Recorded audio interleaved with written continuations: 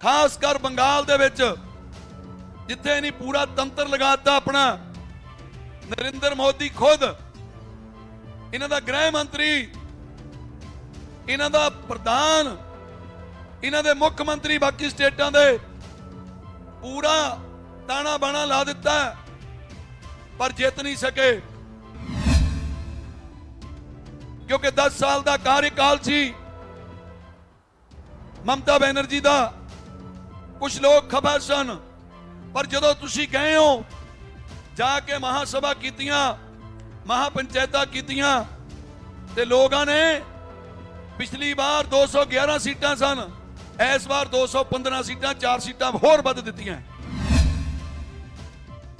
जेड़ा इन्हां ने हुण यूपी दे विच ब्लाक समति दीयां इलैक्शन होईयां, चोणां दीयां इलैक्शन होईयां, पंचायती चोणां दीयां, उहदे विच भी बीजेपी दी हार होई वड्डी। ये हर साल कोई ना कोई इलैक्शन आई रहिंदी है, कदे एमएलए दी आ गई, कदे एमपी दी आ गई, कदे कारपोरेशन दी आ गईयां। ये पोलीटिकल पार्टियां हर साल कट कर सकदियां, बड़े बड़े कट कर सकदियां, जिन्हां ने देश नूं लुटिया ते कुटिया, जिहड़े तुहानूं उजाड़न ते तुरे होए ने, फिर तुसीं कट क्यों नहीं कर सकदे? क्यों नहीं कर सकदे? हर बार अपनी कौम का सिर कदे नीवा नहीं होण दिता है। जिवें कल पहले लगदा सी कि कोई संख्या घट है, पर कल तुसी बड़ा साथ दिता है, हजारां दी तादाद च गड्डियां लैके आए हो, और कल नूं फिर एक बड़ा काफला कल फिर आ रहा है। बड़े काफले जदों आउणगे, रौनकां लगणगियां, ते फिर सरकार नूं पता लगेगा कि इंज नहीं जाणगे, ये फसल बीजण वेले भी जाणगे, पर फिर मुड़ वापस आउणगे, वड्ढण वेले भी जाणगे, फिर मुड़ वापस आउणगे। ये वो कौम है जो पिछे नहीं मुड़दी, ये वो कौम है जिहड़ी झुकदी नहीं। ये तुसीं इतिहास दोहराउणा है। मैं इस करके अपनी कौम की गल कर रहा, इस करके कर रहा कि तुसीं पंजाब वाले पहला अंदोलन नूं लैके आए हो, और तुहाडे हिस्से आई गल। सारियां स्टेटां ने कहा कि अंदोलन खड़ा किया पंजाब वालियां ने, फिर हरियाणे वालियां ने साथ दिता है, फिर यूपी वालियां ने दिता है, राजस्थान वाले जुड़ गए, उत्तराखंड वाले जुड़ गए। पर जदों बाहरलियां स्टेटां जाने हैं तो इहो ही गल सुनते हैं कि पंजाब वाले उठ के खलोए आ इस तानाशाही सरकार दे अगे। मैं अगली गल कर ला। जिवें तुसीं वेखिआ कि काफ़ी स्टेटां दे विच इलैक्शन हुई है, 4-5 स्टेटां दे विच, जिस दे विच बीजेपी की बड़ी हार हुई है, और उस दे विच खास कर बंगाल दे विच जिथे नहीं पूरा तंत्र लगाता अपना। नरेंद्र मोदी खुद, इन्हां दा गृह मंत्री, इन्हां दा प्रधान, इन्हां दे मुख मंत्री बाकी स्टेटां दे पूरा ताना बाना ला दिता पर जित नहीं सके। बड़ी गल यह हुई कि जदों तुसीं गए हो, क्योंकि 10 साल का कार्यकाल सी ममता बनर्जी का। कुछ लोग खबर सन, पर जदों तुसीं गए हो जाके महासभा कीतियां, महापंचायतां कीतियां, ते लोगों ने पिछली बार 211 सीटां सन, इस बार 215 सीटां, 4 सीटां होर वध दित्तियां। सत श्री अकाल। ये तुहाडा अंदोलन वध रहा अगे, रोज जित रहे हो। कल जदों असीं आ रहे सी काफला लैके, कल्ले पंजाब दे लोग नहीं, हरियाणे दे लोग साडे वीर जिहड़े रस्ते च खड़े सन और जिहड़े गड्डियां जा रहे सन, वो तुहानूं जित दी निशानी आयो करके दसदे सन गड्डियां च बैठे कि बहुत चंगा, तुसीं दिल्ली वाल फिर वधे हो। कल फिर जोश वधाया, फिर रौनकां लगियां। इस करके तुसीं तकड़े हो। सब तो वड्डी गल ਜਿਹੜਾ ਇਹਨਾਂ ਨੇ ਹੁਣ यूपी ਦੇ ਵਿੱਚ ਬਲਾਕ ਸਮਤੀ ਦੀਆਂ ਇਲੈਕਸ਼ਨ ਹੋਈਆਂ, ਚੋਣਾਂ ਦੀਆਂ ਇਲੈਕਸ਼ਨ ਹੋਈਆਂ, ਪੰਚਾਇਤੀ ਚੋਣਾਂ ਦੀਆਂ, ਉਹਦੇ ਵਿੱਚ ਵੀ ਬੀਜੇਪੀ ਦੀ ਹਾਰ ਹੋਈ ਵੱਡੀ।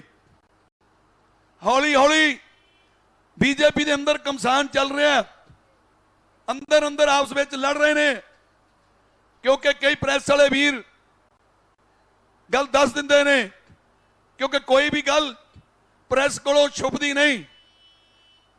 वो कहंदे अंदर ही अंदर कलेश चल रहा इन्हां दा, आपस में लड़ रहे ने कि जो काम करने नूं, जो नीतियां लागू करने नूं असीं अपनी पार्टी नूं कायम कीता सी 70 साल तक, तुसीं 7 सालां दे विच ओहनूं तहस नहस कर दिता। नरेंद्र मोदी ने तो अमित शाह ने उन्होंने तहस नहस कर दिता है। इस गल की उन्होंने लड़ाई चलती है आपस में। वीरो हुण वेला है, जिवें मेरे वीर बलकन जी बोल के गए ने, हुण वेला है। मोरे 2022 दे विच इलैक्शन आउणियां, यूपी दियां इलैक्शन आउणियां, पंजाब दियां, कई स्टेटां च इलैक्शन आउणियां। तकड़े होवो। एक गल जरूर है, जिन्ना समा तुसी अपनी ताकत नहीं पछाणदे, मैं कई बारी गल करदा बैठा उन्हां साथियां दे विच, कई साथी कह दिंदे ने कि जिन्ना हुण कट होया दोबारा नहीं होना। क्यों नहीं होना? अपनी ताकत पहचानो, क्यों नहीं होना? ये हर साल कोई ना कोई इलैक्शन आई रहिंदी है, कदे MLA दी आ गई, कदे MP दी आ गई, कदे कारपोरेशन दी आ गई।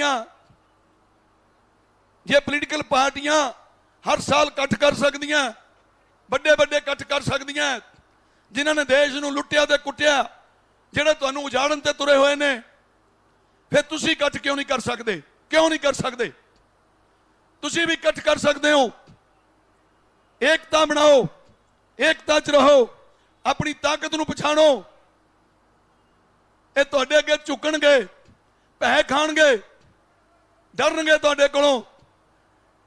ਜਿਹੜੀਆਂ ਸਰਕਾਰਾਂ ਪੂੰਜੀਪਤੀ ਚਲਾਉਂਦੇ ਸਨ, ਤੁਸੀਂ ਚਲਾਓਗੇ ਸਰਕਾਰਾਂ, ਤੁਸੀਂ ਚਲਾਓਗੇ।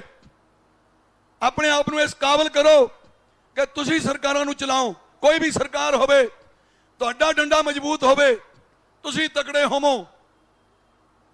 ਜਿੰਨਾ ਚਿਰ ਤੁਸੀਂ ਆਪਣੇ ਆਪ ਨੂੰ ਨਹੀਂ ਪਹਿਚਾਣਦੇ, ਇਸ ਅੰਦੋਲਨ ਨੇ ਬੜਾ ਕੁਝ ਦੇਣਾ ਹੈ।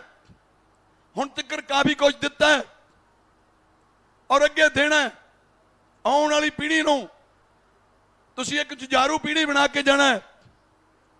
ਆ ਬਜ਼ੁਰਗ ਆਗੂ ਸਾਡੇ ਕੋਲ ਬੈਠੇ ਨੇ, ਸਰਦਾਰ ਬਲਬੀਰ ਸਿੰਘ ਜੀ ਰਾਜੇਵਾਲ ਬੈਠੇ ਨੇ, ਚੁੜਨੀ ਸਾਹਿਬ ਬੈਠੇ ਨੇ, ਜਿਹੜੇ ਸਾਡੇ ਹੋਰ ਇੱਥੇ ਕਈ ਆਗੂ ਬੈਠੇ ਨੇ, ਹਰਜਿੰਦਰ ਸਿੰਘ ਟਾਂਡਾ ਜੀ ਬੈਠੇ ਨੇ, ਪੰਗੂ ਸਾਹਿਬ ਬੈਠੇ ਨੇ, ਜਿਹੜੇ ਬਜ਼ੁਰਗ ਆਗੂ ਨੇ। ਮਹਿਰਾਮ ਕੇ ਜੀ ਤਾਂ ਮੇਰੇ ਨਾਲ ਦੇ ਹੀ ਨੇ, ਅਸੀਂ ਇਕੱਠੇ ਹੀ ਆ, ਇੱਕੋ ਹੀ ਟੀਮ ਹੈ ਸਾਡੀ, ਸਮਝ ਲਓ। ਜਿਹੜੇ ਬਜ਼ੁਰਗ ਆਗੂ ਬੈਠੇ ਨੇ, ਉਹਨਾਂ ਕੋਲੋਂ ਸਿੱਖੀਏ, ਸਿੱਖ ਰਹੇ ਆ, ਔਰ ਸਿੱਖ ਕੇ ਇਸ ਕਾਬਲ ਹੋਈਏ ਕਿ ਆਉਣ ਵਾਲੇ ਸਮੇਂ ਦੇ ਵਿੱਚ ਆਪਣੀ ਲੜਾਈ, ਆਪਣੇ ਹੱਕਾਂ ਨੂੰ ਲੈਣ ਵਾਸਤੇ, ਲੜਾਈ ਕਰਨ ਵਾਸਤੇ ਤਕੜੇ ਹੋ ਜਾਈਏ, ਇਦਾਂ ਦਾ ਪ੍ਰਣ ਕਰ ਲਈਏ। ਇਸ ਕਰਕੇ ਕੱਲ ਮੈਂ ਜਦੋਂ ਆ ਰਿਹਾ ਸੀ, ਸਤਨਾਮ ਸਿੰਘ ਬਹਿਰੂ ਜੀ ਬਜ਼ੁਰਗ ਆਗੂ ਨੇ, ਪਿਛਲੇ ਸਮੇਂ 'ਚ ਕੋਈ ਤਬੀਅਤ ਢਿੱਲੀ ਹੋ ਗਈ, ਪਰ ਜਦੋਂ ਛੰਮੂ ਬਾਰਡਰ ਤੇ ਉਹਨਾਂ ਨੇ ਕਾਫਲੇ ਦੇਖੇ, ਉਹਨਾਂ ਦੇ ਚਿਹਰੇ ਤੇ ਨੂਰ ਆ ਗਿਆ। ਉਹ ਕਹਿੰਦੇ ਮੇਰੀ ਬਿਮਾਰੀ ਅੱਧੀ ਦੂਰ ਹੋ ਗਈ। ਇੰਨਾ ਜੋਸ਼, ਇੰਨੇ ਖੁਸ਼। ਉਹ ਕਹਿੰਦੇ ਮੇਰਾ ਭੰਗੜਾ ਪਾਉਣ ਨੂੰ ਮਨ ਕਰਦਾ ਹੈ ਕਿ ਸਾਡੇ ਨੌਜਵਾਨ ਫਿਰ ਵਧੇ ਨੇ ਦਿੱਲੀ ਵੱਲ ਨੂੰ। ਇਦਾਂ ਦੇ ਆਗੂ ਜਿਹੜੇ ਕਦੇ ਵੀ ਸਟੇਜ ਤੇ ਆ ਕੇ ਕਦੇ ਨਹੀਂ ਕਹਿੰਦੇ ਕਿ ਮੈਨੂੰ ਟਾਈਮ ਦਿਓ ਜਾਂ ਮੈਂ ਮੋਹਰੇ ਹੋ ਕੇ ਬਹਿਣਾ। ਇਦਾਂ ਦੇ ਬਜ਼ੁਰਗ ਆਗੂਆਂ ਕੋਲੋਂ ਸਿੱਖਣਾ, ਠਰਮਾ, ਜਿਗਰਾ। ਕਿਵੇਂ ਸਾਡੇ ਬੱਤੀਆਂ ਚੋਂ ਇੱਕ ਨੇ, ਪਰ ਉਹਨੇ ਕਦੇ ਨਹੀਂ ਕਿਹਾ ਸਟੇਜ ਤੇ ਆ ਕੇ ਕਿ ਮੈਨੂੰ ਟਾਈਮ ਜਲਦੀ ਚਾਹੀਦਾ ਜਾਂ ਮੈਨੂੰ ਵੱਧ ਟਾਈਮ ਚਾਹੀਦਾ। ਆਪਾਂ ਸਿੱਖੀਏ ਸਹਿਜਤਾ, ਠਰਮਾ, ਜਿਗਰਾ ਤੇ ਅੰਦੋਲਨ ਜਿੱਤ ਕੇ ਮੁੜਾਂਗੇ। ਤੁਸੀਂ ਵੇਖ ਲਿਓ ਕਿ ਇਹ ਸਰਕਾਰ ਹੁਣ ਗੋਡਿਆਂ ਭਾਰ ਹੋਈ ਆ, ਤੁਹਾਡੇ ਮੋਹਰੇ ਝੁਕੇਗੀ, ਥੋੜੇ ਦਿਨਾਂ 'ਚ ਝੁਕੇਗੀ, ਕਿਉਂਕਿ ਪਤਾ ਲੱਗ ਗਿਆ ਕਿ ਜੇਕਰ ਇਹਨਾਂ ਸਟੇਟਾਂ 'ਚ ਹੁਣ ਹਾਰ ਹੋਈ ਹੈ ਤੇ ਪੂਰੇ ਭਾਰਤ 'ਚੋਂ ਬੀਜੇਪੀ ਦਾ ਸਫਾਇਆ ਕਰ ਦਿਆਂਗੇ, ਬਿਲਕੁਲ ਸਫਾਇਆ ਕਰ ਦਿਆਂਗੇ। ਸੋ ਮੈਂ ਜ਼ਿਆਦਾ ਸਮਾਂ ਨਾ ਲੈਂਦਾ ਹੋਇਆ ਪੰਜ ਚਾਰ ਨਾਰੇ ਲਾਉਣੇ ਆ, ਜਰਾ ਦੱਬ ਕੇ ਬੁਲਾਇਆ ਕਰੋ ਜੋਸ਼ ਦੇ ਨਾਲ। ਕਿਸਾਨ ਮਜ਼ਦੂਰ ਏਕਤਾ, ਕਿਸਾਨ ਮਜ਼ਦੂਰ ਏਕਤਾ, ਕਿਸਾਨਾਂ ਦਾ ਏਕਾ। ਨਰਿੰਦਰ ਮੋਦੀ, ਨਰਿੰਦਰ ਮੋਦੀ, किसान मजदूर एकता, बोले सो निहाल। मैं बहुत बारी क्या जिले कौम का नारा लाने जोश भर दिया करो, दोए बाह खड़ियां करा करो, तगड़े हो गए। बोले सो निहाल। ऐदा ऐदा रहो चढ़दी कला च हर वेले, जित तुहाडी यकीनी है। वाहिगुरू जी का खालसा, वाहिगुरू जी की फतेह।